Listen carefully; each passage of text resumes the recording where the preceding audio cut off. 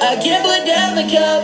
I can't put down the cup. Rapper Dave Blunt's can't put down the cup, and now neither can TikTok. Put the cup down! I can't put down the cup. Dave Blunt's 2024 song, The Cup, deals with his addiction to lean, with the most notable lyric being, I can't put down the cup. The song was released in June of 2024 and became popularized as the subject of memes in November. On November 12th, TikToker Titan Z Central posted a meme consisting of an animated representation of Dave Blunt's underneath the caption, I can't put down the cup. This is the earliest known meme to make use of the lyric. On November 14th, Dave Blunt's posted a video to his TikTok in which he lip dubs to the cup while holding a styrofoam cup in the air, garnering over 6.2 million views in a month. Soon, creators would put their own ironic spin on the line, showing off all varieties of odd or novelty cups that they may cherish. One of the earliest examples of this was posted on November 16th by Instagram user Daily SpongeBob Memes, who posted a meme consisting of the quote over a novelty SpongeBob SquarePants cup. Social media users continued to quote the song while showing off all kinds of odd cups and drinks that they just can't put down. Please, I don't have any time for any gossip now. Eh? Yes. It seems like every award show produces at least one flash-in-the-pan celebrity interaction meme, and at this year's Golden Globes, Selena spilling the tea to Taylor took home the prize. Memes featuring the image were everywhere this week, with users imagining all the juicy things she could have been saying. As for what Selena really said, while there were rumors that she was gossiping about Timothée Chalamet and Kylie Jenner, Selena quickly shot them down. Whatever she said, it probably wouldn't have you gagged like some of these memes. You. Why are a bunch of toddlers cursing you out on TikTok? You may have come across one of these videos showing what's become known as the bad word bathroom challenge. Hi guys, today we're saying bad words at you. Basically, the idea is that the parent tells their kid they're only allowed to use bad words in the bathroom this one time, and then they plant the kid in there with the phone on record, telling them to get it all out of their system. And what ensues is, well, Holy hell. Shut the up! One of the earliest TikToks that used a bathroom as part of letting their children have permission to say bad words was posted on January 19th, 2024 by TikToker Blonde Brandy D. When you want to flip someone off or say a bad word, you can only do it in the bathroom. The challenge spread over the following weeks and had its rules expanded, with parents adding that they had to close the door and leave the kid alone before they started letting loose. For example, one of the most viral iterations of the trend was posted on February 4th by TikToker Pearline Brown 1, who completed the challenge with her daughter to a staggering 68 million views in under 2 weeks. Mother. Are you done or are you I'm done. North West just announced her debut album, which is going to be titled Elementary School Dropout, after her father's album, The College Dropout.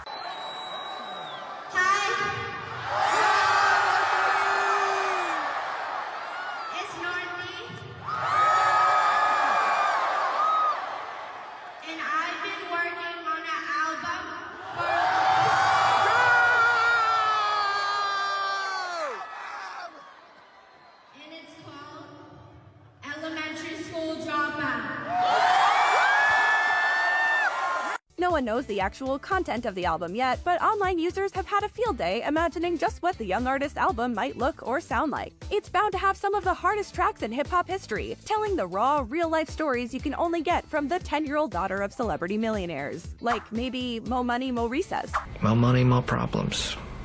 I just know Group 7 is the group, like the group. Group 7 has invaded TikTok this week, all because of a viral video posted by singer Sophia James in which she grouped people as part of a science experiment. If you're watching this video, you are in Group 7.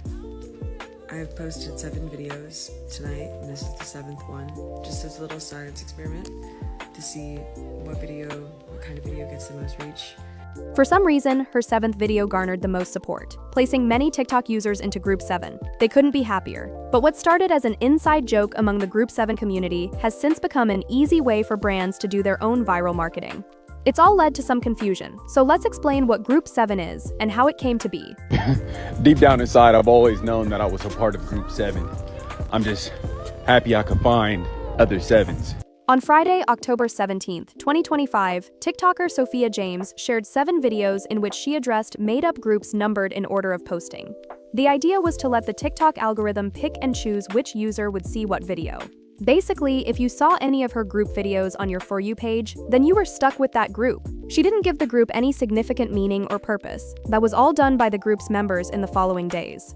In reality, the 7 videos, or the science experiment as she called it, were all shared to promote her new music. Her Group 7 video gained much more significant engagement than the other videos she shared that day. Most of them received under 10,000 likes, but the Group 7 video amassed more than 2 million likes in 4 days.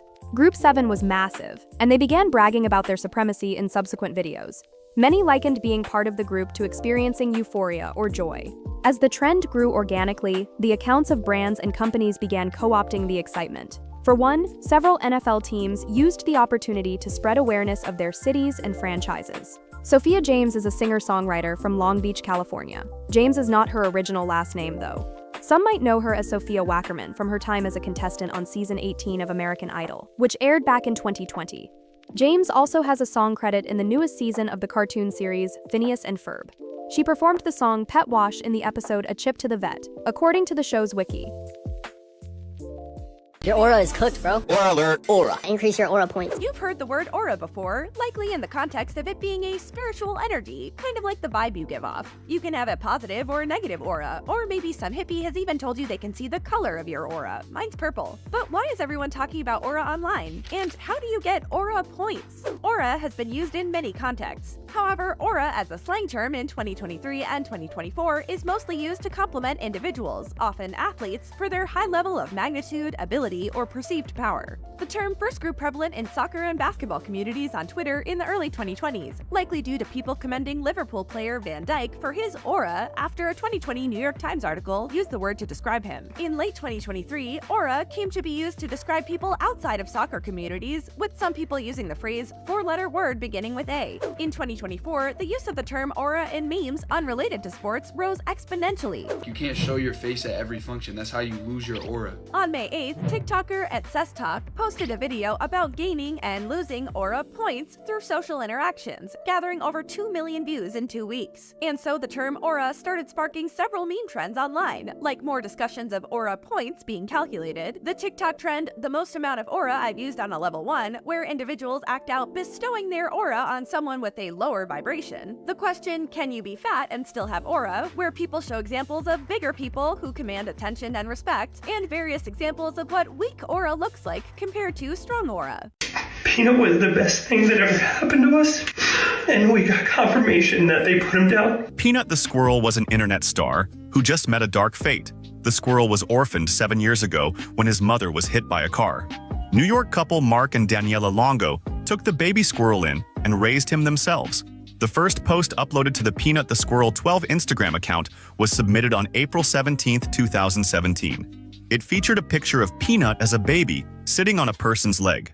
Over the course of 7 years, Peanut amassed over 500,000 followers on Instagram, and even more on TikTok when the platform launched. In fact, Peanut became the first squirrel to gain 1 million followers. Capitalizing on Peanut's fame, Mark and Daniela launched Peanut's Freedom Farm Animal Sanctuary in 2024. Using the funding from social media, Mark and Daniela's farm housed and cared for 300 different animals. One of these animals was Fred the raccoon. On October 30th, 2024, after receiving multiple anonymous complaints, the New York Department of Environmental Conservation seized the squirrel to test for rabies. According to the couple, they were treated like drug dealers. They were kept outside their house for 5 hours, required police escorts to use the bathroom, and they prevented Mark from feeding his animals for the whole day. On top of this, the DEC allegedly began inquiring about Daniela's immigration status. They also searched the house and asked Mark if he had cameras inside. 4 New York departments and a judge signed off on a search warrant for Mark's house. But the worst was yet to come. The DEC took Peanut away along with his friend Fred the raccoon. They subsequently euthanized both animals to test for rabies, but didn't tell Mark until a press release was put out. Shortly after, Mark and Daniela released videos announcing Peanut's death and calling for the DEC to be held accountable. Social media exploded with memes in support of Peanut and Fred. In the fray and chaos of the news of Peanut's death, a fake statement from President Donald Trump began floating around in support of Peanut. Some users on Twitter began creating other fake headlines framing Peanut the squirrel as being a part of the far right. Much like Harambe, another furry, lovable friend has been killed. The internet has its own unique way of expressing their grief. But if one thing is for sure, the story of Peanut will only gain attention from here, and plenty of memes are surely on their way. Like if you have to pee and if it turns you on, Are you a goonette? If so, you're legally required to stay 500 feet from the nearest school. If you're not a goonette, then let's explain what's going on. Why do some women want the gooner label? The slang term started on TikTok. Where else? When girls realized that they could turn the lewd word often reserved for degenerate men into a cutesy label. But some believe that goonettes are actually worse than gooners, whatever that means. This has got to be one of the weirdest gender debates in recent memory. For all of the non-gooners out there, we'll call you normies. They in a league of their own. On top of that, which is the second reason, you will never know. The most innocent seeming ones be the highest rank with the most badges. 99 overall goonette. And she got the craziest arsenal of weaponry. Can't make this up. All of this might sound gross, but the fact is, all gooners are created equal. So gooners and goonettes should just assemble already and get their willies out once and for all.